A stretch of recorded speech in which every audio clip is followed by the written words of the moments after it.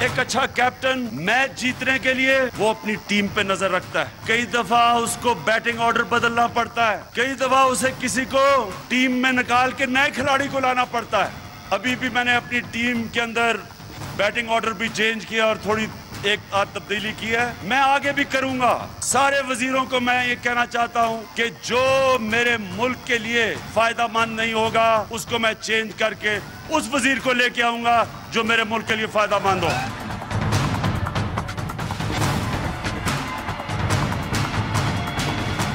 Welcome to News Wise. میں ہوں عارفہ نور. آج سب سے پہلے ہم بات کریں گے جو فیڈرل کیبنٹ کے اندر بہت سی تبدیلیاں ہوئی ہیں. گزشتہ روز کہانی یہاں سے شروع ہوئی تھی کہ اسد عمر صاحب نے فائنانس منسٹری سے استعفیٰ دے دیا جب وزیر اعظم عمران خان نے ان سے ریکویسٹ کی کہ وہ فائنانس چھوڑ کے پیٹرولیم میں آ جائیں.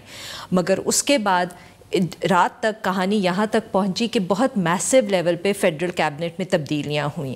اب تک کہانی کچھ اس طرح کی ہے کہ اسد عمر صاحب کی جگہ حفیظ شیخ جو ہیں انہوں نے فائنانس کا پورٹ فولیو سنبھال لیا ہے. اس کے علاوہ فواد چودھری, شہریار آفریدی اور غلام سرور خان صاحب کی منسٹریز جو ہیں اور جو پورٹ فولیوز ہیں ان میں تبدیلیاں ہوئی ہیں. مگر ساتھ میں خبریں کچھ اس طرح کی بھی آ رہی ہیں کہ شاید غلام سرور صاحب جو ہیں وہ اپنی نئی منسٹری سے بھی خوش نہیں ہیں اور انہوں نے ابھی تک اس کو ایکسیپٹ نہیں کیا.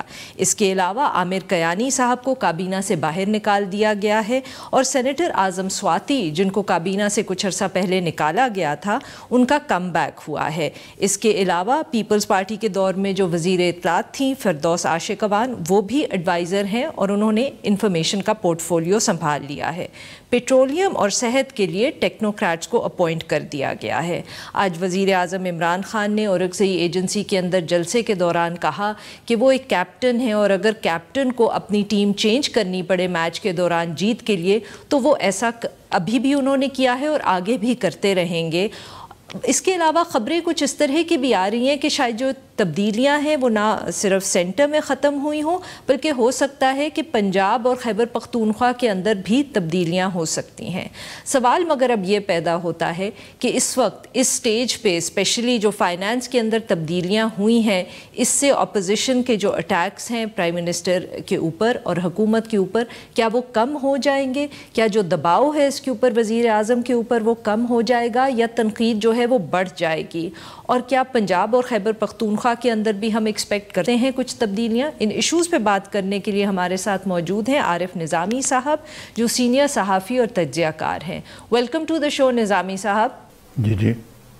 جی نظامی صاحب, تو اگر ہم اسد عمر صاحب کی تبدیلی سے آپ سے سوال سب سے پہلے کریں تو اسد عمر صاحب کی تبدیلی کی خبریں تو کچھ عرصے سے آ رہی تھیں مگر جو ایگزیکٹ ٹائمنگ ہے آپ کے خیال میں اور ایک سڈن طریقے سے یہ چینج ہوا, کیا آپ کے خیال میں اس کے پیچھے کوئی خاص وجہ ہے؟ میرا خیال ہے کہ اسد عمر صاحب کے جو 8 ماہ ہیں اس دوران میرے خیال سے پاکستان کی اکانومی ورسٹ پرفارمنگ رہی ہے پاکستان کی تاریخ میں. اور بھی وہ مواقع ہوں گے لیکن ون آف دوز, یعنی ایک سال میں انفلیشن جو ہے وہ دگنی زیادہ ہو گئی. تمام بین الاقوامی جو فائنانس ادارے ہیں انہوں نے چاہے میں world bank, Asian development, UN سب کی رپورٹس نے ہماری GDP گروتھ کو کم سے کم دکھایا تاکہ IMF نے خود کہا کہ یہ 2024 تک 2% یا اس سے کچھ زیادہ گرو کرے گی. تو اس تناظر میں ایک ایسی اکانومی ہم بن گئے جس میں ہائی انفلیشن اور لو گروتھ. تو اس میں IMF کے پیکج کے آنے سے پہلے یہ ایک قسم کی ایک ایسی منزل پہ ہم آ کھڑے ہوئے اور کہ اس میں شاید عمران خان صاحب کو یہ فیصلہ بہت پہلے کر لینا چاہیے تھا جو انہوں نے کچھ دیر سے کیا. تو عارف نظامی صاحب یہ جو ساری ہم بات کیونکہ بہت دیر سے ہوتی رہی کہ اکانومی کی پرفارمنس اتنی اچھی نہیں ہے مگر اس کے پیچھے اگر ہم اسد عمر صاحب کی پرفارمنس کو دیکھیں تو 2 قسم کے ویوز تھے. ایک یہ تھے کہ وہ فیصلے کر نہیں پا رہے تھے اور جب تک کرتے تھے تو بہت دیر سے کرتے تھے, اور دوسرا ویو آف کورس یہ تھا کہ شاید وہ غلط فیصلے کر رہے ہیں. تو آپ کے خیال میں وجہ کیا تھی؟ اصل میں اسد عمر صاحب کو سارا بلیم دینا جو ہے وہ اصولی طور پر ٹھیک نہیں ہے. اصل بات جو ہے جو عمران خان صاحب اگزامپل دیتے ہیں کہ جی کیپٹن اپنی ٹیم جو ہے وہ بدلتے رہتے ہیں، لیکن کیپٹن کو رسپانسبلٹی پھر ایکسیپٹ کرنی چاہیے کہ ان کا اپنی نا تجربہ کاری اور ان کی اسد عمر کی سلیکشن، پھر یہ نیریٹو کہ جی سارا جو ملبہ ہے وہ پچھلی حکومت پر ڈال دو، ہم تو بالکل ٹھیک کر رہے ہیں، پھر یہ کہ جی میری اتنی وہ گڈ ول ہے کہ اتنے پیسے آ جائیں گے پاکستان میں کہ آپ کو سمجھ جائے گی کیا کریں، تو آئی ایم ایف کے پیکج میں جانے کی ضرورت نہیں ہے۔ یہ ایک بڑی مجرمانہ غفلت ہوئی کہ پہلے آپ نے کہا کہ آئی ایم ایف کے پیکج میں جانے کی ضرورت نہیں، پھر کہا جانے کی ضرورت ہے، پھر کہا نہیں، اور پھر آخر آپ نے کہا جانے کی ضرورت ہے۔ وہ جو تاخیر ہوئی ہے، جو کام پہلے دن کر لینا چاہیے تھا، پچھلی حکومتوں نے ایسے کیا، اس میں اتنی تاخیر کی گئی کہ صورتحال جو ہے اتنی خراب ہو گئی، پاکستانی اکانومی پہ کانفیڈنس جو ہے وہ دنیا کا ختم ہو گیا، اندرونی طور پہ جو صورتحال ہوئی، بزنس ٹھپ ہو کے رہ گیا، جی جو ایک انسرٹنٹی کریٹ ہو گئی تھی بیسکلی اسد عمر صاحب، یا جیسے آپ نے کہا کہ وزیر اعظم عمران خان کا بھی اس میں رول تھا کہ وہ فیصلے کر نہیں پا رہے تھے۔ جی نہیں، فیصلے وقت پہ نہیں کر رہے تھے، اور پھر یہ نیریٹو جو ہے یہ دیکھیں اب ایک انڈائریکٹ ایڈمیشن ہے کہ اس میں اگر آپ نے اس وقت تو کہہ دیا نا اسد عمر صاحب بہت برا کر رہے تھے، اس کو بلیم کر کے فارغ کر دیا آپ نے، لیکن یہ بات بھی تو اپنی جگہ پہ، وہ نیریٹو جو تھا کہ جی یہ تو سابقہ حکومتوں کا قصور ہے، وہ تو تھوڑا سا ذرا ڈسکریڈٹ ہو گیا نا اس سارے معاملے میں۔ پھر ایک اور چیز ہے جو میرا خیال ہے جو اسد عمر کی جو امیڈیٹ وجہ بنی ہے، وہ I M F package itself ہے، کہ یہ کہا گیا کہ جی آئی ایم ایف پیکج میں بڑا سخت مل رہا تھا، ٹرمپ کا موڈ بڑا خراب تھا، اور اب ہمارے امریکہ سے تعلقات بڑے اچھے ہو گئے ہیں اور ہمیں بہتر پیکج ملے گا۔ وہ بہتر پیکج نہیں ملا، آئی ایم ایف کی کنڈیشنلٹیز ایک تو آپ نے پہلے ہی مان لی اور امپلیمنٹ بھی کر دی، اور کچھ آگے کرنے جا رہے ہیں۔ یہ تو ابھی تک عوام کو پتہ نہیں نا کہ یہ وہاں واشنگٹن میں کیا طے کر کے آئے ہیں، نہ یہ اسمبلی کے پاس جا رہی ہے، نہ یہ کوئی کیبنٹ کے پاس گئی ہے کہ کیا آئی ایم ایف کنڈیشنلٹیز ہیں۔ نظامی صاحب اگر ہم آگے کی طرف نظر بڑھائیں، اسد عمر صاحب کے بعد جو کیبنٹ میں تبدیلیاں ہوئی ہیں، تو جو ایک کی منسٹری فواد چودھری صاحب کے پاس تھی انفارمیشن کی، وہ ان سے لے کر فردوس عاشق اوان صاحبہ جو ایم این اے بھی نہیں ہے ان کو دینا، اس فیصلے کے پیچھے کیا وجوہات ہیں؟ ایک مجموعی طور پہ جو دیکھیں خان صاحب نے غلط اگزامپل دیا کہ میں کرکٹ ٹیم ہے اس میں چینج کر کے میں بہتر بندے لے کے آؤں گا، لیکن یہاں تھوڑی سی ریسٹرکشن ہوتی ہیں پارلیمنٹری سسٹم میں کہ آپ وہ لوگ لیتے ہیں جو کہ پارلیمنٹ کے اندر ہوں، ایک حد تک ہی آپ ایڈوائزر لے سکتے ہیں، لیکن یہ تو پارشلی اب یہ گورنمنٹ آف ٹیکنوکریٹس بن گئی ہے۔ حفیظ شیخ صاحب جو ہیں وہ مشرف کے دور میں پہلے سندھ میں فائنانس منسٹر رہے، پھر اس کے بعد پرائیویٹائزیشن کا منسٹر رہے، اور پھر زرداری صاحب کے دور میں وہ فائنانس منسٹر بنے، وہ بھی ایک ٹیکنوکریٹ ہے۔ اگر آپ دیکھیں ان کا ورلڈ بینک کا بیک گراؤنڈ ہے۔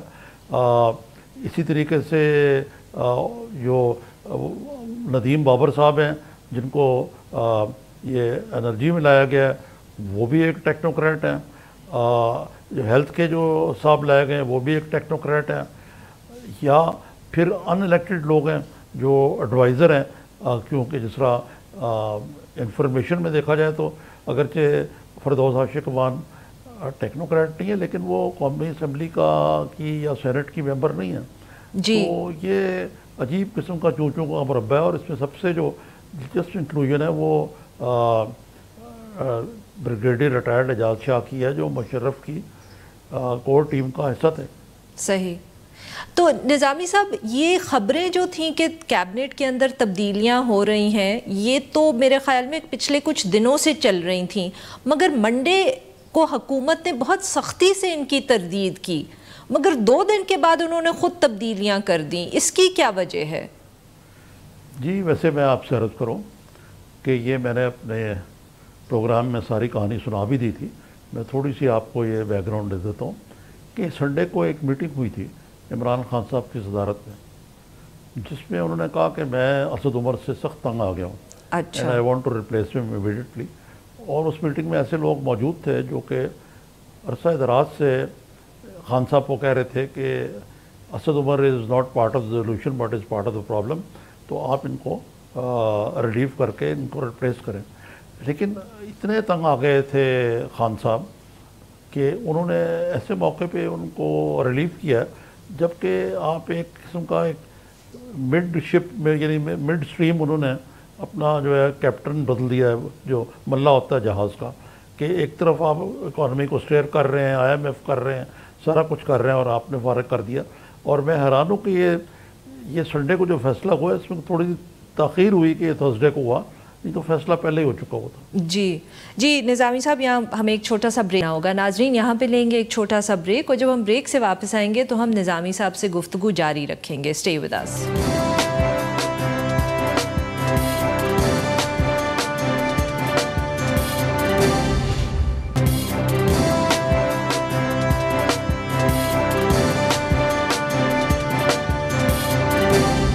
ناظرین ہم گفتگو کریں عارف نظامی صاحب سے، جو کیبنٹ کے اندر بہت میسو چینجز ہوئے ہیں. جی نظامی صاحب، بریک پہ جانے سے پہلے آپ ذکر کر رہے تھے جو عمران خان صاحب جس نے اتوار کے دن یہ فیصلہ کیا، مگر جو اعظم سواتی صاحب کی ایک دم ابرپٹ ریٹرن ہے ٹو دا فیڈرل کیبنٹ، اس کو آپ کیسے دیکھ رہے ہیں؟ کیونکہ بہت PTI نے تو اس پہ ہائی مورل گراؤنڈ لیا ہوا تھا کہ جب بھی ان کے کسی وزیر کے اوپر کوئی الزام لگتا ہے یا کوئی انویسٹیگیشن ہوتی ہے تو وہ اس کو خود ہی کہہ دیتے ہیں کہ وہ استعفیٰ دے دے کیبنٹ سے. یہ کوئی ہائی مورل گراؤنڈ نہیں ہے، صرف کہنے کی باتیں. مولانا اعظم سواتی کو اس وقت کورٹ کی وجہ سے ان کو فارغ کرنا پڑا تھا. اب چونکہ وہ کورٹ نہیں ہے تو پہلے موقع پہ واپس لے آئے ان کو.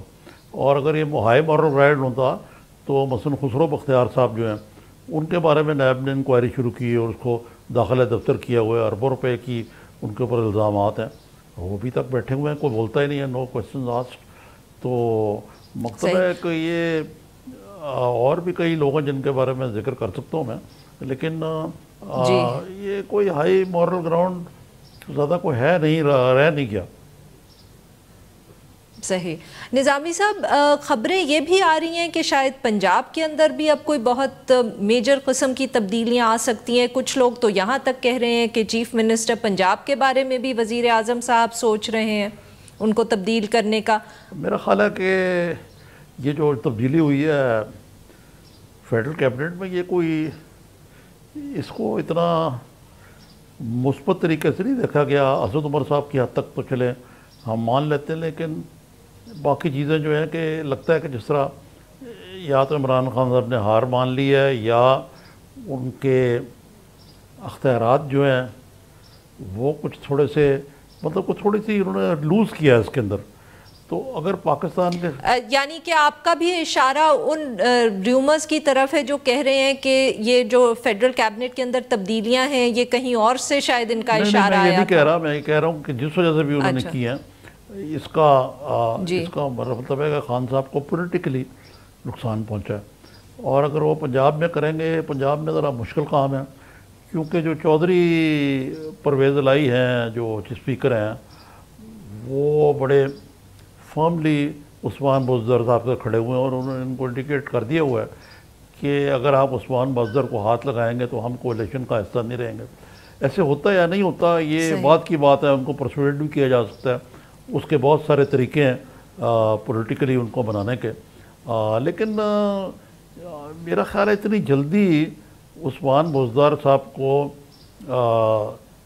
فارغ کرنے کی کوئی وجہ نظر نہیں آتی مجھے کہ وہ فوراً فارغ کر دیں گے. اور ابھی 8 ماہ تو ہوئے ہیں اس حکومت کا. نارملی ایسی چیزیں کی جاتی ہیں مڈ ٹرم، اور یہ ایک بڑا ہی کلیدی فیصلہ ہوگا اور اس سے اتنی ان کی میجورٹی یہاں ویفر تھن ہے کہ یہاں پہ کوئی فارورڈ وغیرہ بلاک بنا کے اپوزیشن اگر دوبارہ یہاں ووٹنگ ہوتی ہے اور اس صورتحال میں وہ ان کی حکومت کو ٹاپل بھی کر سکتی پنجاب میں. تو سر آپ بیسکلی یہ کہہ رہے ہیں کہ جو ساری اس وقت تنقید ہو رہی ہے کہ عثمان بزدار صاحب پرفارم نہیں کر رہے اور پنجاب کے اندر جو حکومت ہے اس کی پرفارمنس جو ہے وہ بہت کمزور بلکہ نہ ہونے کے برابر ہے، مگر وہ وزیر اعظم صاحب کو وہ برداشت کرنا پڑے گا کیونکہ وہ افورڈ نہیں کر سکتے کہ وہ اپنی ریزت ہند میجورٹی لوز کر دیں، اور اگر عثمان بزدار صاحب کو ہٹایا گیا تو وہ میجورٹی چلی جائے گی. دیکھیں پہلے اس وقت تو کوشش ہے کہ پنجاب میں جو پرفارمنس جو ہے وہ بہتر ہو، اور ان کو کوشش کی جا رہی ہے اور وہ بھی کوشش کر رہے ہیں خود کہ ایسا ہی ہو. یہ بات ٹھیک ہے کہ ان کا سٹائل شہباز شریف سے ذرا فرق ہے، لیکن یہ کہہ دینا کہ بالکل ہی کچھ نہیں ہو رہا، شاید یہ بھی حقائق کے سے تھوڑی سی روگردانی ہوگی۔ جی تو سر پھر مطلب کہ مگر مسئلہ تو ہے نا پنجاب کے حوالے سے، کہتے ہیں کہ اٹس کیا کہتے ہیں اس کو، دا ویکسٹ پوائنٹ، اور کچھ تو بیچ میں خبریں یہ بھی آ رہی تھیں کہ جو پی ایم ایل کیو ہے وہ پی ایم ایل این سے ملاقات کر رہی ہے، حمزہ شہباز شریف اور مونس صلاحی تک کی ملاقاتوں کی بات ہو رہی تھی، لیکن تردید بھی ہو گئی، اور چودھری برادران اور شریف برادران جو ہیں ان کے درمیان کوئی طالب علم مشکل ہے میرے اپنی رائے میں، لیکن سیاست میں کوئی بھی چیز جو ہے حرف آخر نہیں ہوتی، یہ ہو سکتا ہے لیکن شاید ابھی نہیں ہوا۔ جی بہت بہت شکریہ نظامی صاحب، آپ نے تفصیل ہم سے بات کی۔ ناظرین یہاں پہ لیں گے ایک چھوٹا سا بریک، اور جب ہم بریک سے واپس آئیں گے تو ہم بات کریں گے بلوچستان کے اندر جو ایک نئی لہر دہشت گردی کی آج کل نظر آ رہی ہے۔ اسٹے ود اس۔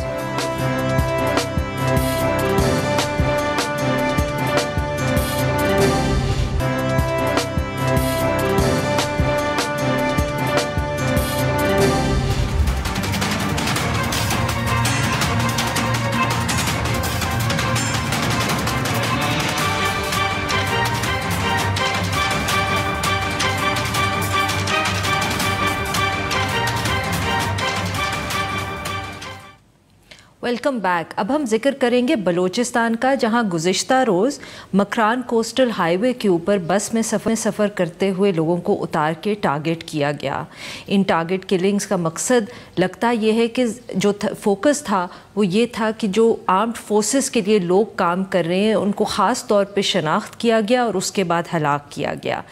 ایک ہفتے کے اندر یہ بلوچستان کے اندر دہشت گردی کا دوسرا واقعہ ہے۔ اس سے پہلے کوئٹہ کے اندر ایک مارکیٹ کے اندر بم دھماکے کی وجہ سے 16 ہلاکتیں ہوئیں۔ آخر بلوچستان کے اندر اچانک ایک عرصے کے بعد دہشت گردی کی یہ جو لہر دوبارہ اٹھی ہے، یہ کتنی پریشان کن ہے، اور کیا ہم ایک دفعہ پھر ہمیں یہ سوچنا پڑے گا کہ بلوچستان کے اندر جو سیکیورٹی کی سچویشن ہے وہ دوبارہ خراب ہو رہی ہے؟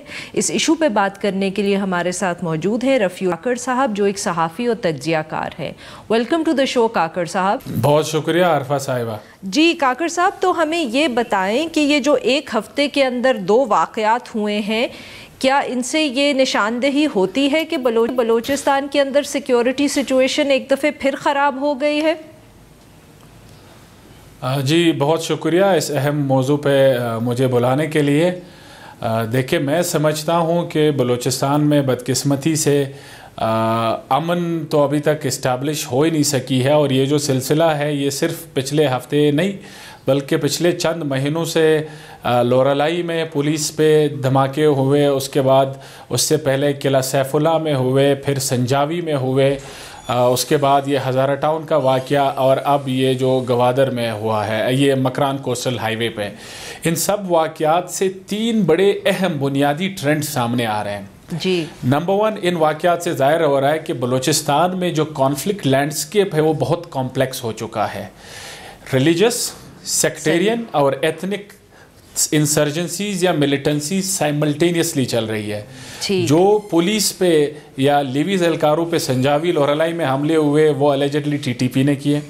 جی اس کے بعد جو ہزارہ ٹاؤن میں ہوا وہ سیکٹیرین گروپس نے کیا، اگین ان سپورٹ ود جو اسلامک اسٹیٹ کے ادھر فٹ پرنٹس ہے یا گروپس ہے ان کی سپورٹ کے ساتھ۔ جو مکران کوسٹل ہائی وے پہ ہوا یہ بلوچ ایتھنک انسرجنٹس نے کیا ہے۔ صحیح۔ تو پہلا تو یہ کانفلکٹ لینڈسکیپ بہت کمپلیکس ہو گیا بلوچستان میں، 3 جس طرح میں نے آئیڈینٹیفائی کی انسرجنسیز یا ملیٹنسیز چل رہی۔ پہلا ٹرینڈ یہ۔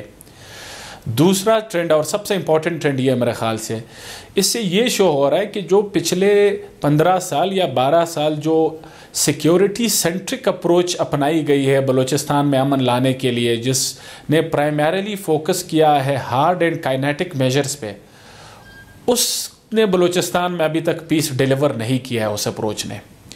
یعنی ان تمام سیکیورٹی میجرز، ہارڈ میجرز کے باوجود اس وقت لو لیول بلوچ انسرجنسی جاری ہے، اور میرا خوف یہ ہے کہ دس could continue almost indefinitely، یہ تو چلتا رہے گا۔ جی جس کا مطلب یہ ہے کہ پیور صرف طاقت کے بل بوتے پہ اس انسرجنسی کو ختم کرنا یہ ناممکن ہے.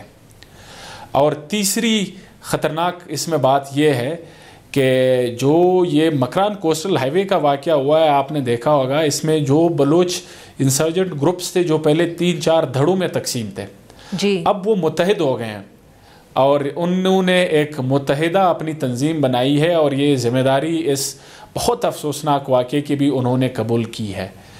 تو ان ٹرینڈ سے یہ جو 3 میں نے آئیڈینٹیفائی کیے ہیں, اس سے میرے لیے یا پالیسی میکرز کے لیے سب سے بڑا لیسن میرے خیال میں یہ ہے کہ نمبر 1 بلوچستان کا مسئلہ صرف طاقت کے استعمال سے حل نہیں ہو سکتا, اور نمبر 2 آپ کو اس کے لیے آپ بیسکلی سر آپ یہ سجیسٹ کر رہے ہیں کہ جو سیکیورٹی آپریشنز ہو رہے ہیں اس کے ساتھ ساتھ نیگوسیشنز یا ڈائیلاگ کے اوپر بھی توجہ دینے کی ضرورت ہے ریاست کو.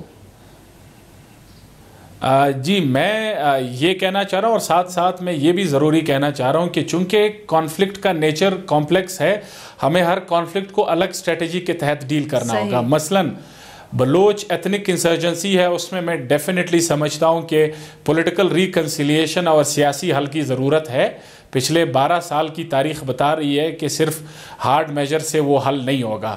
جہاں تک سیکٹیرین اور ریلیجس ملیٹنسی ہے, اس کے لیے میں سمجھتا ہوں کہ سیکیورٹی میجرز کے ساتھ ساتھ ہمیں اپنی انٹرنل اور ایکسٹرنل پالیسی ٹھیک کرنی ہوگی. جب تک ہم سعودی ایران میں ریلیشن شپ میں پارٹی کا کردار, فریق کا کردار ادا کرتے رہیں گے تو یہ مسئلے بڑھیں گے. سر اسی حوالے سے اگر میں آپ سے یہ پوچھ پاؤں کہ جو حکومت اس وقت بار بار کہہ رہی ہے کہ بیرونی ہاتھ ہے ان واقعات کے اندر, تو اس کو آپ کتنی اہمیت دیں گے, ان کی اس سٹیٹمنٹ کو اور یا اس دعوے کو؟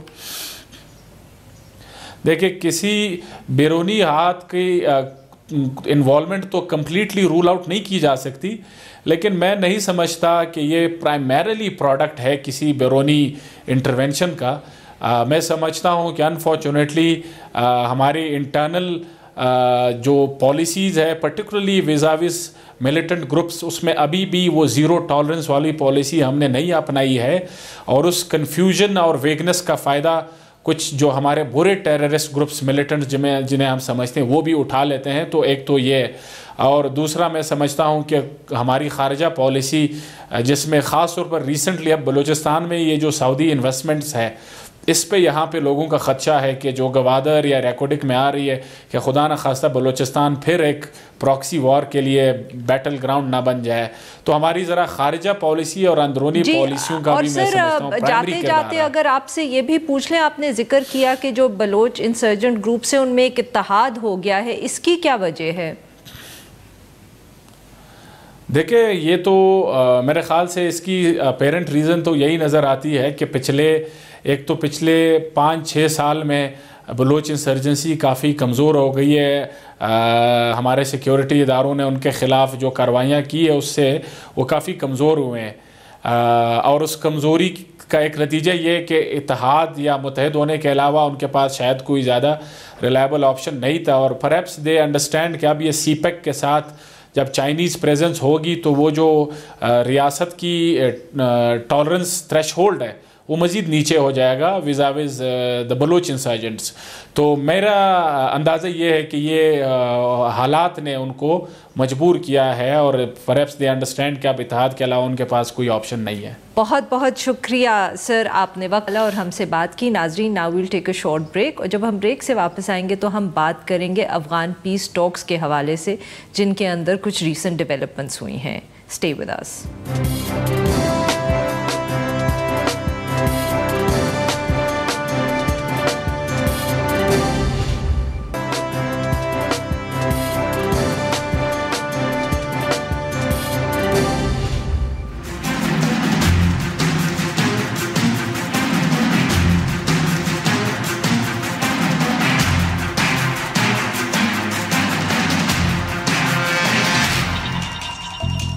Welcome back. پروگرام کے آخری حصے میں ہم بات کریں گے افغان پیس ٹاکس کی.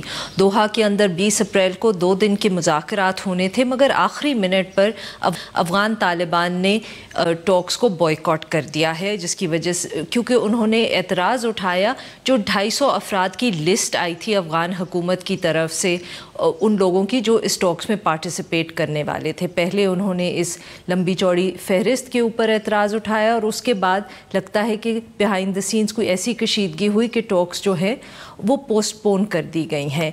जो US रिप्रेजेंटेटिव हैं ज़ालिम खलीलज़ाद, उन्होंने बहुत इसके ऊपर परेशानी का इजहार किया है और उन्होंने कोशिश की है और कहा है कि अफ़गान हुकूमत और तालिबान जो हैं दोबारा मुज़ाकरात को शुरू करें। इसी हवाले से गुफ्तगू करने के लिए हमारे साथ मौजूद हैं इम्तियाज़ साहब, जो सीनियर तज्ज़ियाकार हैं और माहिर Afghan अमूर। Welcome to the show इम्तियाज़ साहब। जी इम्तियाज़ साहब, तो ये अचानक क्या हुआ है जो अफ़गान टॉक्स कैंसिल की गई हैं? क्या जो अफ़गान तालिबान थे उनको सिर्फ इस लंबी चौड़ी 250 अफराद की लिस्ट से एतराज़ था या अभी तक इशू वही है कि वो अफ़गान हुकूमत को ट्रस्ट नहीं करते और उनसे बात नहीं करना चाहते? देखिए आरफा, अफ़गानिस्तान की इस वक्त सूरत हाल एक ऐसी कश्ती की मानद हो गई है जो मझधार में फंसी हुई है। इसके चप्पू दो पार्टियों के पास हैं, दो अफराद के पास हैं। एक चप्पू अमेरिका के हाथ में है और दूसरा सदर अशरफ गनी के हाथ में है। बदकिस्मती से जो चप्पू अशरफ गनी के हाथ में है वो बार बार ऐसा मालूम होता है, एक परसेप्शन बन गई है कि इस कश्ती को मझधार से निकालने की राह में रुकावट बना हुआ है।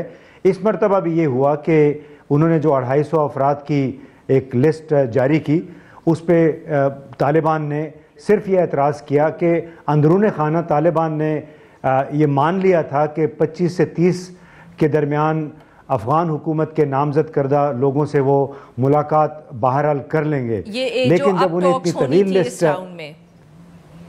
जी बिल्कुल, तो अब जो जब उनके पास लिस्ट आई तो उन्होंने देखा कि 250 अफराद हैं जिसमें ऐसे भी लोग शामिल थे जिनसे बुनियादी तौर पे तालिबान को नज़रियाती सियासी इख्तिलाफ है। तो उसको उन्होंने वजह बना के इन मुज़ाकरात को मुलतवी करने की दरख्वास्त की है। तो ऐसे लगता है कि एक बार फिर मसाइल में घिरे हुए सदर अशरफ गनी ही पे ये ज़िम्मेदारी आई है इन दोहा में जो आज शुरू होना था मुज़ाकरात उसकी मुलतवी होने की। तो इम्तियाज़ साहब, ये जो लिस्ट थी इतनी लंबी चौड़ी, इसके अंदर क्या जो सब लोग थे वो अफ़गान तालिबान से, काबुल हुकूमत से उनका ताल्लुक़ था और वो दे representatives from all over Afghanistan? नहीं, उसमें जी ख़वातीन को भी काफ़ी बड़ी तादाद में नुमाइंदगी दी गई थी। इसके अलावा अफ़गान हुकूमत और जो वहाँ की हाई पीस काउंसिल है, ज़्यादातर लोगों का ताल्लुक़ उनसे था। लेकिन बकौल तालिबान ज़राए के उसमें ऐसे लोग भी डाल दिए गए जिनका बराह रास्त ताल्लुक़ अशरफ गनी और डॉक्टर अब्दुल्ला जो चीफ़ एग्जीक्यूटिव हैं उनके साथ था। तो उस वजह से तालिबान ने कहा कि अगर हमने इनको बात करनी पड़ेगी ना इन लोगों से, चाहे अशरफ गनी के करीब के लोग हों या डॉक्टर अब्दुल्ला के, कहीं ना कहीं तो अफ़गान तालिबान को इनसे बात करनी थी। और आप खुद कह रहे हैं कि वो मान भी गए थे काबुल हुकूमत के रिप्रेजेंटेटिव से बात करने के लिए इस दफ़े, तो फिर लिस्ट पे इतना बड़ा एतराज़ क्यों? देखिए, बिलाशुबा तमाम दर कोशिशें, और उसमें मेरा ख्याल है पाकिस्तान की भी कोशिशें, और मुझे खुद भी मालूम है कि बड़े आला तरीन ज़राए ने भी ये कहा था कि हमने तालिबान से कहा है कि आपको अल्टीमेटली अफ़गान हुकूमत के साथ बातचीत करनी है। और मेरा ख्याल है अंदरून खाना तालिबान इस बात पे आमादा भी हो गए हैं और इसी वजह से उन्होंने जो 25-30 के करीब बिल वास्ता या बराह रास्त सरकारी नुमाइंदे थे उनसे भी मुलाकात करने पे आमादगी जाहिर कर दी थी। ये 20-25 लोग जो थे इम्तियाज़ साहब, ये जो 20-25 लोग थे जिस पे वो माने थे, उनके क्या एक्चुअली स्पेसिफिकली नाम एक्सचेंज हुए थे और उनके ऊपर एग्रीमेंट हुआ था, या सिर्फ ये था कि 20-25 लोग हुकूमत के होंगे जो भी वो हों? नहीं, देखिए इस वक्त तो चूंकि मुज़ाकरात इंतहाई नाजुक स्टेज पे हैं तो उसमें नाम बाकायदा शेयर किए गए थे। लेकिन जो मैं कहना चाह रहा था, चाहे अमेरिका हो, पाकिस्तान में हमारे लोग हों, मीडिया हो या अफ़गानिस्तान, हमें इस बात को सामने रखना पड़ेगा कि ख़ास तौर पे तालिबान और उनके जितने हमनवा हैं वो बुनियादी तौर पे कबायली जहन रखने वाले इंतहाई कदामत पसंद लोग हैं और उनके ऊपर उन्हें आप कोई ऐसी तजवीज़ नहीं पेश कर सकते जो कि आउट ऑफ बुक हो, आउट ऑफ टेक्स्ट हो। तो वो बार बार इतने अरसे से जो बातचीत का सिलसिला इसी वजह से आहिस्ता आहिस्ता चल रहा है कि जब भी एक दौर होता है उसमें किसी एक नुक्ते को लेकर उस पर बातचीत होती है। इस मरतबा उन्हें दोबारा ये एक सरप्राइज़ मिला कि आनन फानन उन्हें कोई 250 लोगों से मिलना पड़ेगा। तो मेरा ख्याल है कि ये तमाम लोगों को समझना पड़ेगा कि अगर आपने तालिबान को एंगेज करना है तो उन्हें वक्त देना होगा। अगर आपने एक कदम भी उठाना है तो उन्हें पेशगी उनकी इत्तला करनी होगी कि हम ये करने जा रहे हैं। उनको सरप्राइज़ जब भी आप देंगे वो एक कदम पीछे हट जाएंगे, और यही हो रहा है गुज़िश्ता 3-4 महीनों से, ख़ास तौर पे काबुल हुकूमत की वजह से, जहाँ पे अब भी इस बात पे वो हुकूमत शाकी है कि अमेरिका ने तालिबान के साथ बराह रास्त मुज़ाकरात क्यों किए हैं। इम्तियाज़ साहब, जो इस वक्त ये बातचीत चल रही है कि स्प्रिंग ऑफेंसिव शुरू कर दिया है अफ़गान तालिबान ने, और लोगों की जो उम्मीद थी कि शायद इस दफ़े क्योंकि टॉक्स हो रही हैं वो अनाउंस नहीं करेंगे वो स्प्रिंग ऑफेंसिव, उसके ऊपर क्या रद्द अमल है अमेरिका का भी और काबुल हुकूमत का भी, और टॉक्स के ऊपर कितना उसका असर हो सकता है? देखिए, जो मुज़ाकराती अमल था उस पर बराह रास्त कोई असर नहीं हुआ। इसी वजह से आज मुज़ाकरात दोबारा शुरू होने थे। हालांकि अमरीकी नुमाइंदे ज़ल्मे खलीलज़ाद ने इसकी तनकीद की थी, इसकी मज़म्मत भी की थी। पाकिस्तान से भी दबे अल्फाज में इसको गलत करार दिया गया, लेकिन बहैसियत मजमूई उसका मुज़ाकराती अमल पर असर नहीं हुआ, क्योंकि ये एक तालिबान की हिकमत अमली है कि एक तरफ आपने दबाव जारी रखना है अफ़गान हुकूमत की, ख़ास तौर पे सिक्योरिटी फोर्सेस पे, और उन पे ये साबित करना है कि वो एक पोजीशन ऑफ स्ट्रेंथ में है और जब भी चाहें जहाँ भी चाहें वो हमला कर सकते हैं। और दुनिया भर में मेरा ख्याल ऐसे ही हुआ है कि जब इस तरह मुतहारिब फरीकैन मिलते हैं तो वो कोशिश करते हैं कि बैटल ग्राउंड यानी जो मैदान जंग है वहाँ पे अपनी कुव्वत को साबित करने के लिए इस नौयत के हमले करते रहें, जबकि साथ साथ मुज़ाकरात भी चलते रहते हैं। तो मेरा ख्याल है इसमें कोई अनहोनी बात नहीं थी। जी, बहुत बहुत शुक्रिया इम्तियाज़ गुल, आपने हमसे बात की। नाजरीन, आज के लिए बस इतना ही। Now we'll be back next week.